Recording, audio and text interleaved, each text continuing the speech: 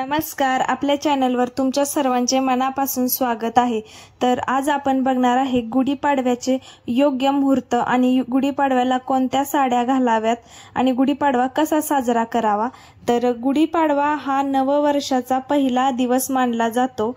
हा सण चैत्र महिन्याच्या शुद्ध प्रतिपदेला येतो आणि विशेषतः मराठा आणि कोकणी समुदायामध्ये याला मोठे महत्त्व आहे।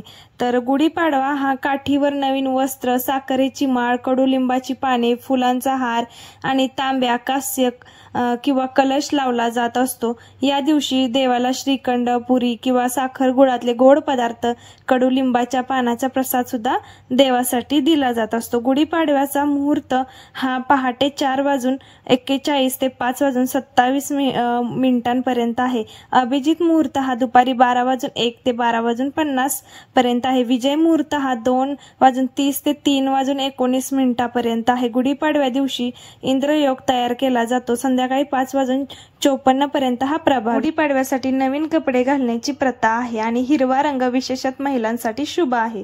तर घरातील गुढीसाठी सोनेरी, भगवा, पिवळा हे वस्त्र शुभ आहेत। पुरुषांसाठी केशरी किंवा पिवळा कुर्ता सुद्धा शुभ आहे। व्हिडिओ आवडले असल्यास लाईक करा।